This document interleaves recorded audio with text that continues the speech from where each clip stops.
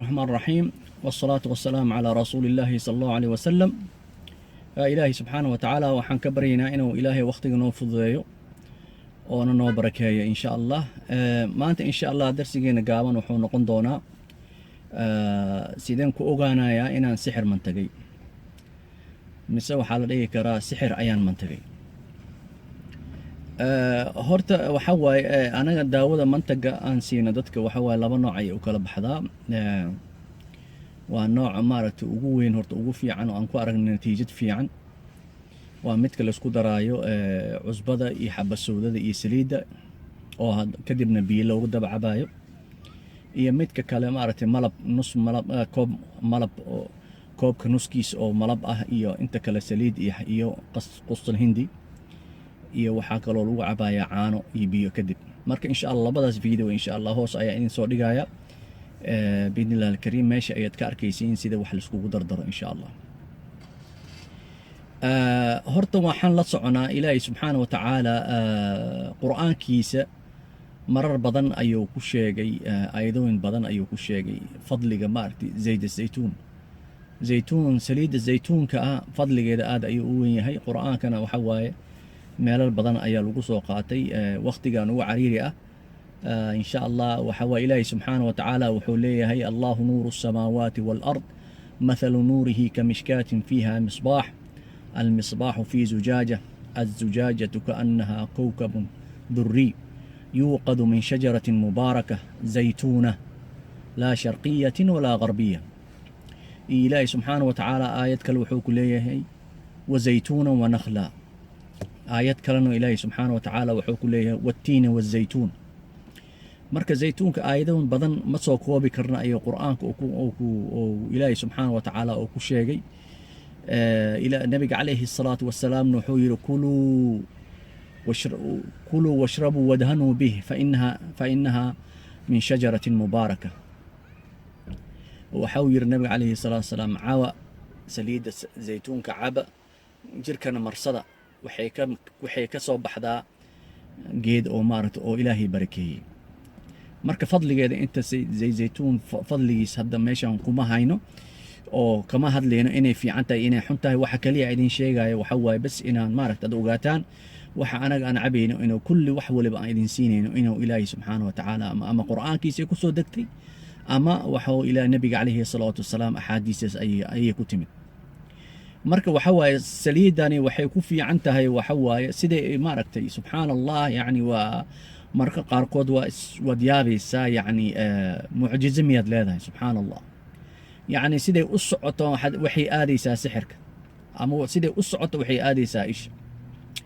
waxaa dhici kartaa qofka marka koowaad inuu soo mantegin, marka labaad inuu soo mantegin, marka saddexaad inuu soo mantegin. marka waxa waaye horta tawfiiqa ilaahay subxaana wa tacaala ayaa haayo, tawfiiqa ilaahay subxaana wa tacaala ayaa haayo. waxaad arkaysaa qofka maalinta ugu horreysa uu cabaayo waxa waaye sixirka sidaasoo aga soo baxaya. marna qofna waxay ku qaadanaysaa 2 jeer, marna qofna waxaad arkaysaa gabar waxaan arkay oo 10 jeer mantagtay, marka 10aad oo ilaahay subxaana wa tacaala ka soo saaray.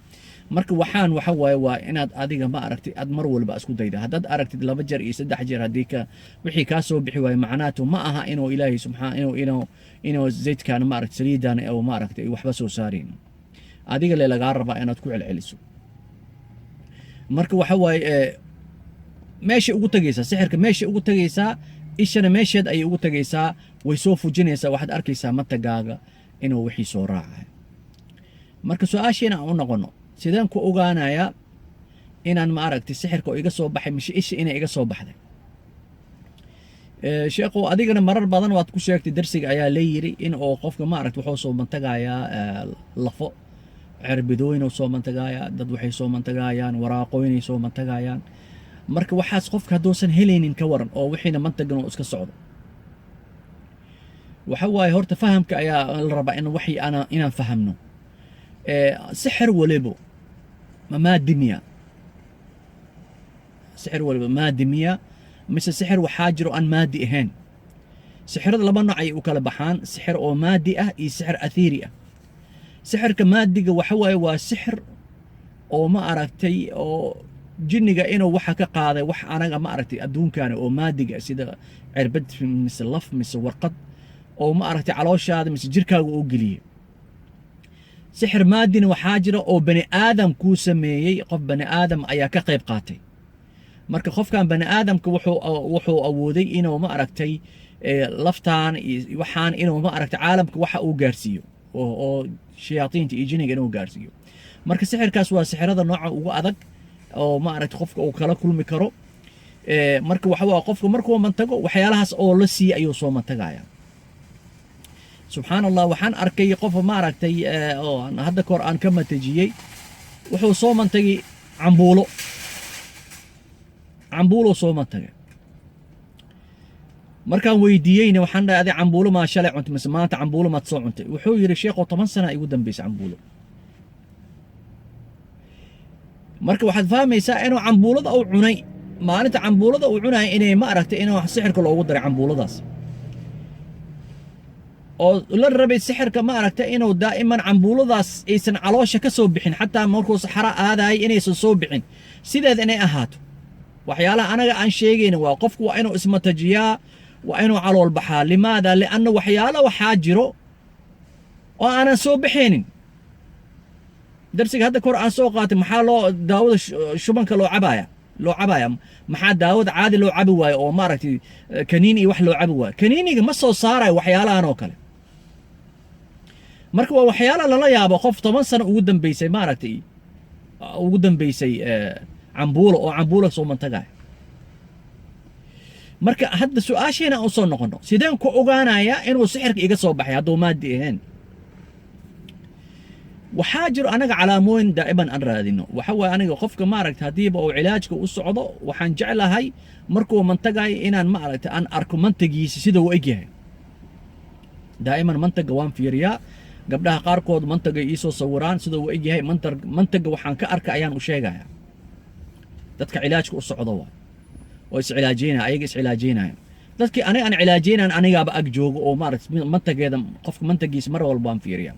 marka aniga calaamooyin ayaan ka raadiyaa mantaga. maxaa ka mid ah? waxaa ka mid ah inaan ka dhex helo mantaga wax isjiijiidaya oo cad ah.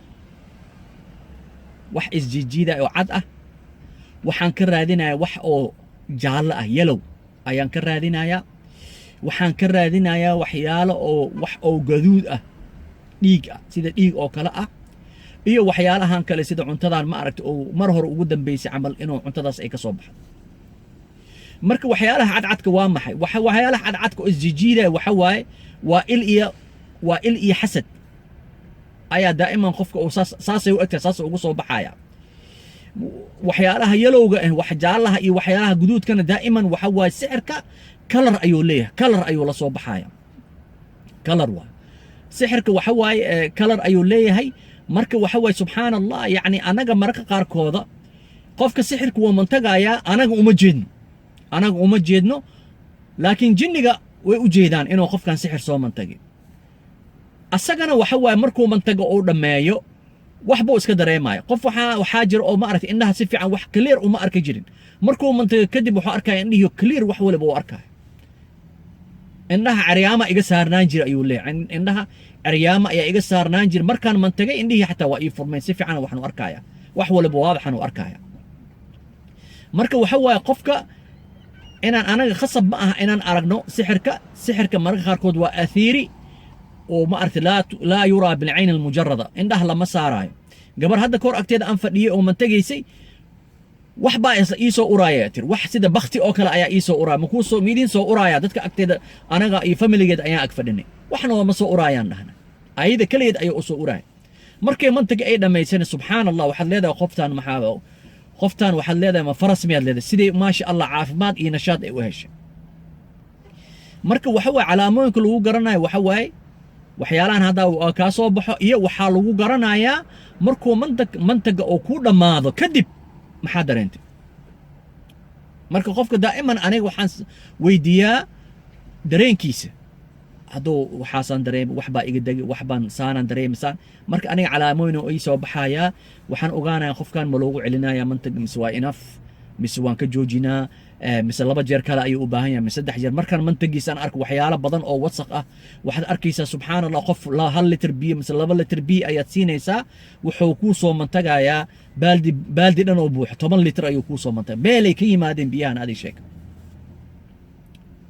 marka subxaan allah ilaahay subxaana wa tacaala dadka ma aragtay caafimaada ugu daray aniga qof waliba waan ku waaniyaa qofba hadduu il ay ku dhacdo qofba hadduu sixri uu ku dhaco inuu ismatajiyo daawadaana ma aragtino waxa waaye waa mucjizo ilaahay subxaana wa tacaala baraka ayuu ku daray yacni subxaan allah waxaanoo dhan waa sunnada nebiga calayhi salaatu wasalaam nebiga caba ayuuna yidhi ma nebiga calayhi salaatu wasalaam aan ku dhaha wax adiga caafimaadkaaga aan ku jirin cab ma ku leeyahy sala allahu alayh xaashaahu sala allahu alayh wasalam wuu ogyahay nebiga inay fadli ay leedahay inay baraka ay ku jirto wuxuu u leeyahay dadka caba jirkana hala marsada dadka badanaa gabdhahana saliidooyinka jirka marsadaan waxay ku leeyihiin sheekh markaan jirka aan marsada habeenkaas hurdo ayaan helaya hurdo oo غير macquul ah oo diib ayaan helaya marka badanaa saliidaas inaad baxdo oo ma aragtay mid iska jira mid oo asal ahaa jiro iyo mid aan asli ahayn marka inaad iska fiiriso dadka qaarkood wax bay ku soo dardarayaan saliid cadeey ku darayaan haday rabaan marka inaad iska ilaalisaa fiican meesha aad ka soo gadanaysid marka inaad keensato ood qur'aan ku akhriso ilmahaaga xataa jirka inaad u bariso